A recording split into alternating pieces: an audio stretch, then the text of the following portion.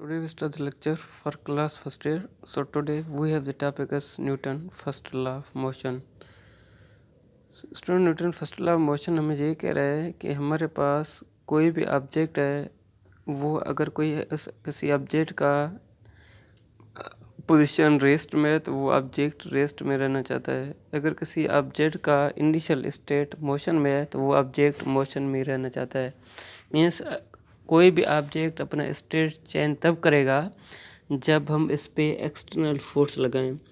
अगर हम इस पे एक्सटर्नल फोर्स लगाएं, स्टूडेंट एक्सटर्नल फोर्स का मतलब है या तो हमें से कोई किसी ऑब्जेक्ट पे फोर्स लगाए और उसका पोजीशन चेंज करे, उसको एक जगह से दूसरी जगह पर रख लें, या वो मूव में मोशन में आ सकता है। या तो एक्सटर्नल फोर्स का मतलब है फोर्स ऑफ फ्रिक्शन भी हो सकता है, एयर रेजिस्टेंस भी हो सकता है जिसके लिहाज से कोई भी ऑब्जेक्ट जो है ना अपना पोजीशन चेंज कर सकता है। न्यूटन फर्स्ट लॉ मोशन हमें यही करा स्टूडेंट्स, अगर कोई ऑब्जेक्ट रेस्ट में है तो वो ऑब्जेक्ट रेस्ट में ही रहना चाहता है। अगर कोई ऑब्जेक्ट मोशन में है तो वो ऑब्जेक्ट मोशन में ही रहेगा।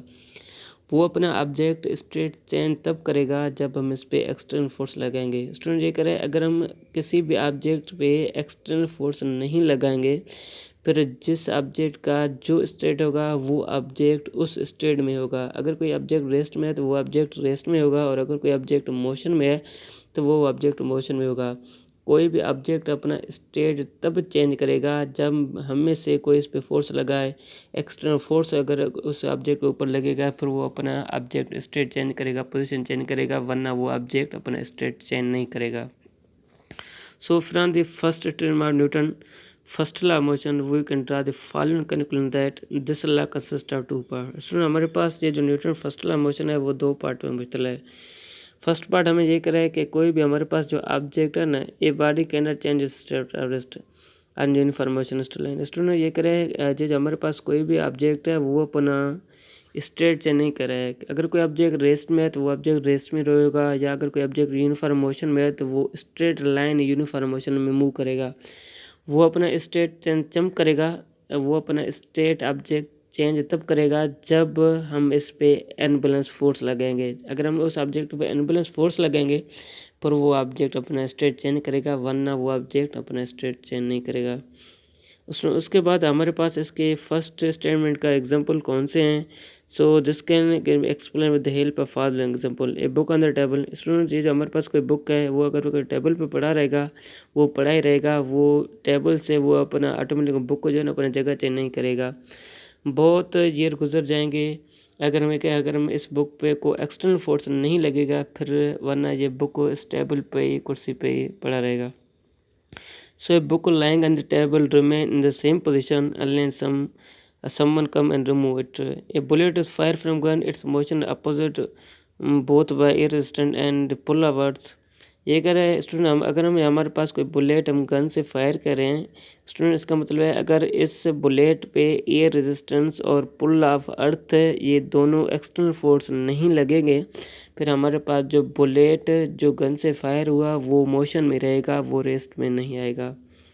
If the pull of earth and the air resistance could be eliminated, the bullet go on moving in straight line forever। ये कह रहा है स्टूडेंट, अगर इस बुलेट पे पुल ऑफ अर्थ और एयर रेजिस्टेंस नहीं लगेगा फिर हमारे पास जो ये बुलेट है वो स्ट्रेट लाइन मूव करेगा, वो कभी भी रेस्ट में नहीं आएगा। So this law give us tell us the quantitative definition of net force. Student इसके लिहाज से हम टर्म फोर्स को डिफाइन कर सकते हैं। स्टूडेंट फोर्स एक ऐसा एजेंट है जो किसी भी ऑब्जेक्ट का स्टेट का चेंज कर लेता है। स्टूडेंट अगर आपसे कोई पूछेगा व्हाट इज़ फोर्स, आप इसको कह सकते हो सर फोर्स एक ऐसा एजेंट है जो किसी भी ऑब्जेक्ट का स्टेट चेंज कर लेता है, या फोर्स एक ऐसा एजेंट है जो किसी भी ऑब्जेक्ट में एक्सेलरेशन प्रोड्यूस करवा रहा है। स्टूडेंट आप फोर्स को ऐसे भी डिफाइन कर सकते हो product of mass and acceleration. Mass and acceleration की प्रोडक्ट को हम नाम देते हैं force. So force can also be defined as agent that produce or tend to produce change in state of rest or uniform motion of object that produce acceleration object is called force। So in the Newton first law of motion is also called the law of inertia। So Newton first law of motion को law of inertia भी कहा जाता है। वो इसलिए कहा जाता है क्योंकि it point toward very important property of matter. Student ये जो हमारे पास न्यूटन फर्स्ट लॉ मोशन है वो हमारे पास मैटर का इंपॉर्टेंट प्रॉपर्टी है जिसको डिफाइन कर सकता है, उसको नाम देते हैं इनर्शिया। सो स्टूडेंट इनर्शिया एक मैटर का प्रॉपर्टी है जिसमें हर एक ऑब्जेक्ट अपने ओरिजिनल स्टेट में आने की कोशिश कर रहे हैं। आप लोग क्या इनर्शिया को कैसे डिफाइन कर सकते हो? It is the property of matter which can in the object maintain its original state. Student inertia एक प्रॉपर्टी का इन मैटर का प्रॉपर्टी है जिसमें हर एक ऑब्जेक्ट अपने ओरिजिनल स्टेट मेंटेन करने की कोशिश कर रहा है। So inertia can also be defined as inertia, the tendency of object which is rest in its state. So experiments show that inertia of object is directly proportional to mass of object. Greater the mass of object and greater will be inertia. Students, ये जो हमारे पास term inertia है वो mass of object से direct निस्बत है। इसका मतलब है अगर किसी ऑब्जेक्ट का मास ज़्यादा होगा इनर्शिया ज़्यादा होगा, अगर किसी ऑब्जेक्ट का मास कम होगा इनर्शिया कम होगा। स्टूडेंट डायरेक्टली प्रोपोर्शनल का मतलब है कि अगर एक क्वांटिटी इंक्रीज होगा दूसरा क्वांटिटी इंक्रीज होगा, अगर एक क्वांटिटी डिक्रीज होगा दूसरा क्वांटिटी भी डिक्रीज होगा। डायरेक्टली प्रोपोर्शनल का मतलब है अगर मास ट्वाइस टाइम इंक्रीज होगा तो इनर्शिया भी ट्वाइस टाइम इंक्रीज होगा, अगर मास डिक्रीज होगा इनर्शिया भी डिक्रीज होगा।